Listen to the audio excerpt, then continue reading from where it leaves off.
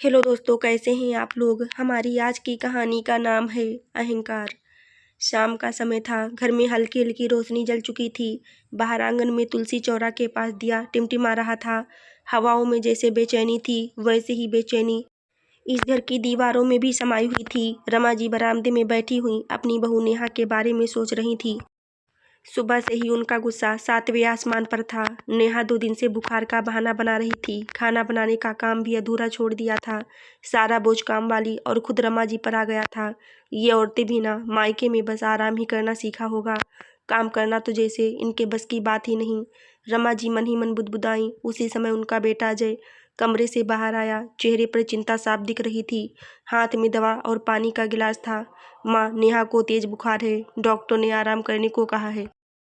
आज आप और मैं ही मिलकर संभाल लेते हैं। रमा जी की आंखों में गुस्सा और तेज हो गया। अरे बेटा, मैं भी औरत ही हूँ। मैंने भी ससुराल आकर काम किया था। मुझसे भी तो बुखार में रोटियां बनवाई जाती थी। ये नई पीढ़ी की बहुएं तो बस नाटक जानती हैं। तू अभी जाकर उसे 2 हाथ लगाकर सीधा कर। ये बीमारी का बहाना है, अजय ने शांत स्वर में कहा। माँ, वो बीमार है, मैं उसे नहीं मार सकता। और मैं नहीं चाहता कि मेरी पत्नी किचन में जाए। उसे आराम चाहिए। यह सुनकर रमा जी का खून खौल उठा। क्या कहा तूने? तेरी माँ का कहना मानने की बजाय तू उस लड़की के बहकावे में आ गया। तुझे मुझ पर विश्वास नहीं। मैं कह रही हूँ, उसके बुखार का नाटक है। अभी के अभी उसे किचन में खड़ा कर, वरना। अजय ने माँ की आंखों में देखते हुए कहा। माँ, मैं आपकी इज्जत करता हूँ, लेकिन किसी भी हालत में मैं अपनी पत्नी पर हाथ नहीं उठाऊंगा। रमा जी तमतमाती हुई और तेज कदमों से अजय और नेहा के कमरे की ओर बढ़ गईं। उनके पाँवों की आहट जैसे पूरे घर में तूफान की दस्तक दे रही थी। कमरे में नेहा बिस्तर पर लेटी थी। चेहरा पीला, माथे पर ठंडी पट्टी रखी हुई थी। अजय की कही बातें शायद नेहा तक भी पहुंच चुकी थी। दरवाजा धड़ाम से खुला। रमा जी भीतर आ गईं। बहू, नाटक बहुत हो गया। उठ और चल मेरे साथ किचन में। बुखार का बहाना बनाकर तू घर के काम से बचना चाहती है। नेहा ने कमजोर आवाज में कहा। माँ जी, सच में मेरी तबीयत ठीक नहीं है। डॉक्टर ने भी। लेकिन रमा जी ने उसकी बात बीच में ही काट दी। डॉक्टर, दवाई, बुखार सब ढकोसला है। असली बीमारी तो तेरी आलस है। हमारे जमाने की बहुएं तो बच्चे जन्ने के अगले ही दिन रोटियां बेल देती थीं, और तू जरा सा बुखार और बिस्तर पकड़ लिया। अजय ने बीच में रोकने की कोशिश की। माँ प्लीज शांत हो जाइए, नेहा को आराम की जरूरत है। मैं सब संभाल लूंगा। रमा जी का चेहरा गुस्से से लाल हो गया। चुप बेटा होकर तू अपनी माँ की बात टाल रहा है। मैं कह रही हूँ, इस बहू को तुरंत किचन में जाना होगा, वरना ये घर बर्बाद हो जाएगा। बहुओं को जितना सिर पर चढ़ाओगे वो इतना ही सिर चढ़ेंगी। कमरे का माहौल इतना भारी हो गया कि मानो दीवारें भी कांप रही हों। नेहा की आंखों से आंसू निकल पड़े।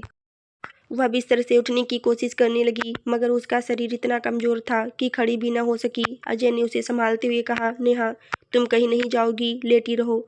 रमा जी यह दृश्य देखकर और भड़क गईं। तो अब तू अपनी पत्नी का गुलाम बन गया है। देख लेना अजय, इस औरत ने तुझे अपने वश में कर लिया है। ये तेरी माँ की इज्जत मिट्टी में मिलाकर ही दम लेगी। अजय ने दृढ़ स्वर में कहा। माँ, मैं अपनी पत्नी का गुलाम नहीं हूँ, मैं उसका पति हूँ। उसकी इज्जत करना मेरा फर्ज है। और अगर आप सोचती हैं कि उसे तमाचा मारकर किचन में धकेल दूंगा तो माफ़ कीजिए, ये कभी नहीं होगा। रमा जी ने गुस्से में दरवाजे पर हाथ पटका और बोली। ठीक है, देखती हूँ तेरी ये बहू कितनी बड़ी महारानी है। अब इस घर की असली लड़ाई शुरू होगी। इतना कहकर वो कमरे से बाहर निकल गई। कमरा फिर से खामोशी में डूब गया। नेहा रो रही थी। अजय उसके आंसू पोंछते हुए बोला। तुम्हें किसी बात की चिंता करने की जरूरत नहीं। मैं तुम्हारे साथ हूँ, चाहे पूरी दुनिया क्यों ना खिलाफ हो जाए। लेकिन अजय भी भीतर से जानता था कि उसकी माँ इतनी आसानी से हार मानने वाली नहीं। असली तकरार अब शुरू होने वाली थी। रमा जी कमरे से निकलकर सीधे आंगन में आ बैठी। चेहरे पर गुस्सा और आंखों में आग भरी थी।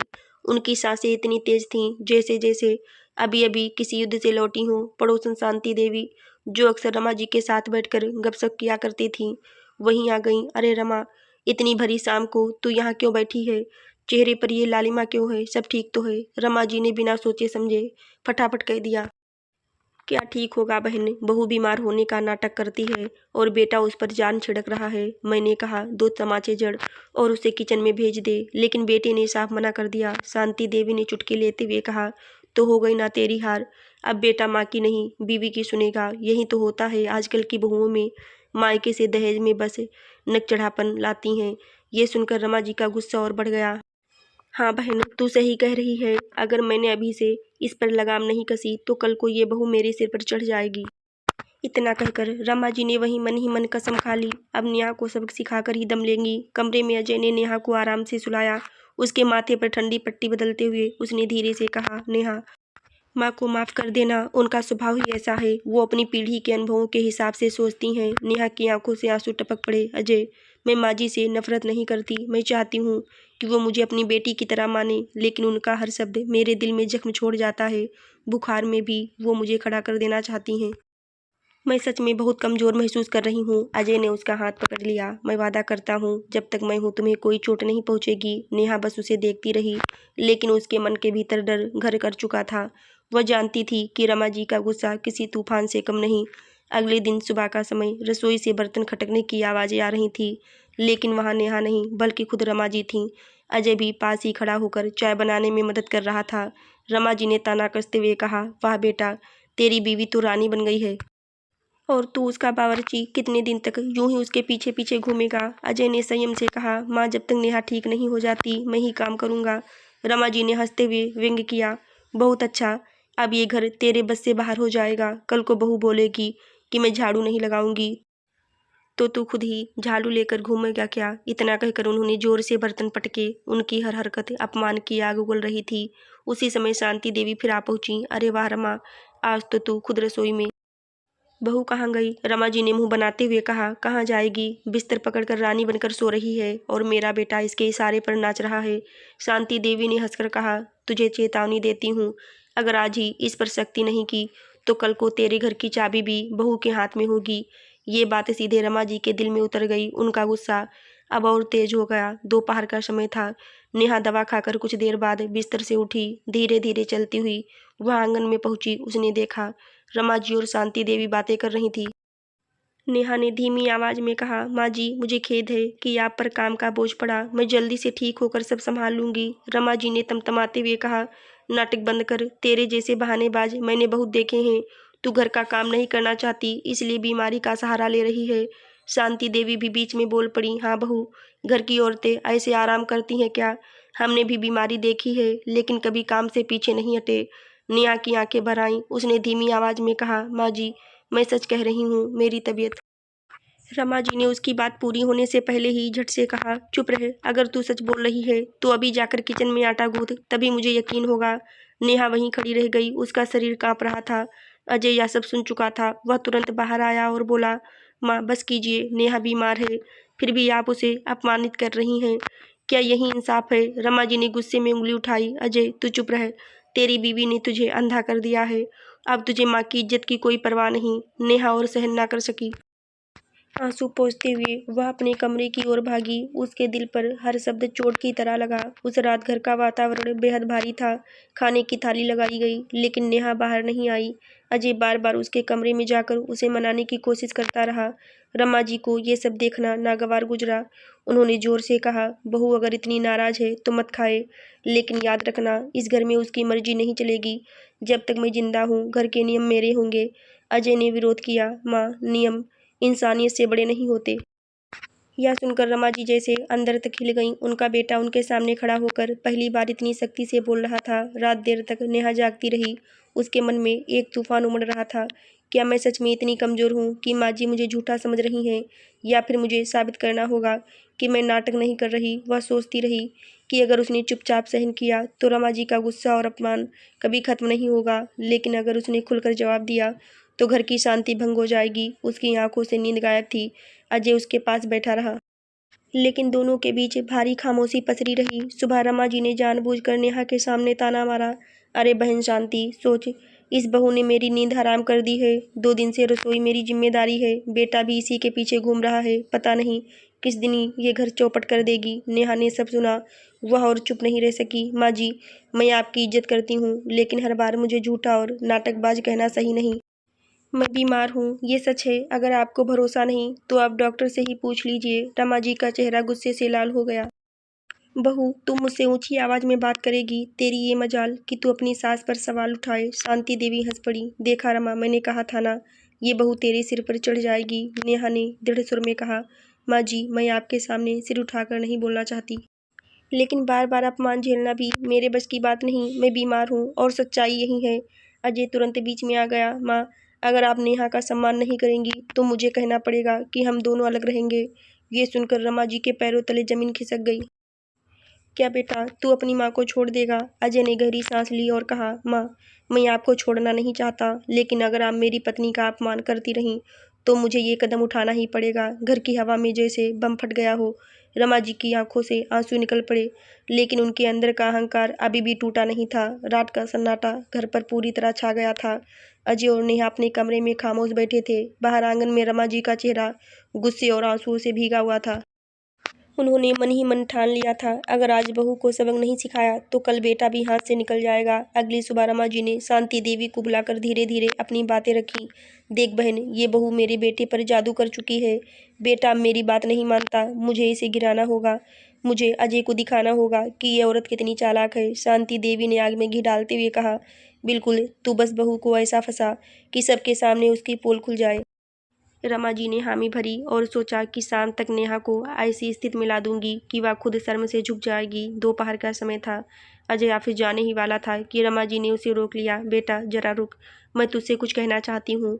अजय ने कहा, हाँ माँ। रमा जी ने ऊंची आवाज़ में कहा, तेरी बीवी मुझे झूठा कहती है, मुझे सबके सामने अपमानित करती है, घर के नियम तोड़ रही है। अगर तूने इसे नहीं सुधारा तो मैं इस घर में कदम नहीं रखूंगी। नेहा वहीं खड़ी सब सुन रही थी।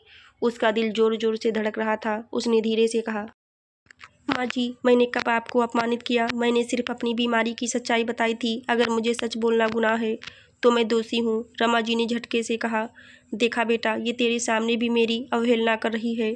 ऐसी बहुएं घर बर्बाद करती हैं। अजय ने सिर पकड़ लिया। उसकी माँ और पत्नी के बीच ये कड़वी लड़ाई उसे भीतर से तोड़ रही थी। उसी शाम मोहल्ले में चर्चा फैल गई। शांति देवी ने गली की और औरतों को बताना शुरू कर दिया, अरे सुनो, रमा की बहू तो बड़ी नखरीली है, 2 दिन से बुखार का नाटक कर रही है। बेटा भी उसी के पीछे पीछे घूम रहा है, माँ को पूछता ही नहीं। धीरे धीरे ये बातें मोहल्ले के हर कोने में गूंजने लगी। जब नेहा ने बाहर निकलकर पड़ोसन की बातें सुनी तो उसका दिल बैठ गया। अब मेरी इज्जत सबके सामने मिट्टी में मिल रही है।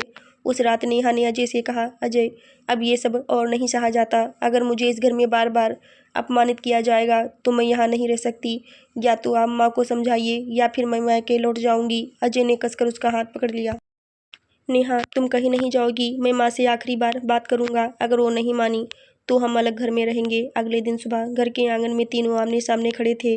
वातावरण भारी था। अजय ने माँ से कहा, माँ, मुझे आपसे बहुत प्यार है, लेकिन अब ये झगड़े मैं और बर्दाश्त नहीं कर सकता। या तो आप नेहा को बहू नहीं बेटी मान लें या फिर मुझे अलग रहना पड़ेगा। रमा जी की आंखें फटी की फटी रह गईं। बेटा, तू अपनी माँ को छोड़ देगा? किसके लिए? इस पराई औरत के लिए। अजय ने दृढ़ सुर में कहा, माँ, वो पराई नहीं है, वो मेरी पत्नी है, मेरी जिम्मेदारी है। आप मेरे दिल को क्यों नहीं समझ पा रही? नेहा ने आंसू भरी आंखों से कहा, माँ जी, मैं आपके खिलाफ नहीं हूँ, मैं सिर्फ आपकी इज्जत चाहती हूँ, लेकिन बार बार अपमान और झूठे आरोप मेरी सहनशक्ति से बाहर हैं। रमा जी की सांसें तेज हो गईं। गुस्से में उन्होंने जमीन पर लाठी पटकी और बोली, ठीक है, अगर तुझे ये औरत इतनी प्यारी है तो जा, जा अलग हो जा, लेकिन याद रख, जिस दिन तुझे इसकी असलियत पता चलेगी तो रोएगा और मेरी याद आएगी। अजय और नेहा ने तय कर लिया कि वे किराए का छोटा सा घर लेकर रहेंगे। अगले ही दिन वे कुछ सामान लेकर वहां चले गए। रमा जी अकेली रह गईं। पहले तो अहंकार ने उन्हें संभाल लिया। उन्होंने मोहल्ले वालों से कहा, देखो, मैंने बहू को सबक सिखाने के लिए ही अलग कर दिया। बेटा भी देखेगा उसकी सच्चाई। लेकिन रात होते होते जब घर खाली और सुनसान लगने लगा तो रमा जी के दिल में दर्द उठने लगा। क्या मैंने सही किया? बेटा तो चला गया, बहू भी साथ ले गई, अब ये दीवारें किससे बातें करेंगी? कुछ दिन बीते। रमा जी का गुस्सा धीरे धीरे टूटने लगा। मोहल्ले की औरतें जिनसे वो सहारा चाहती थी अब उन्हीं के ताने देने लगीं। रमा, बेटा बहू को घर से भगाया, सही नहीं किया, अब अकेलापन कैसे कटेगा? ये सुनकर रमा जी रात भर रोती रहीं।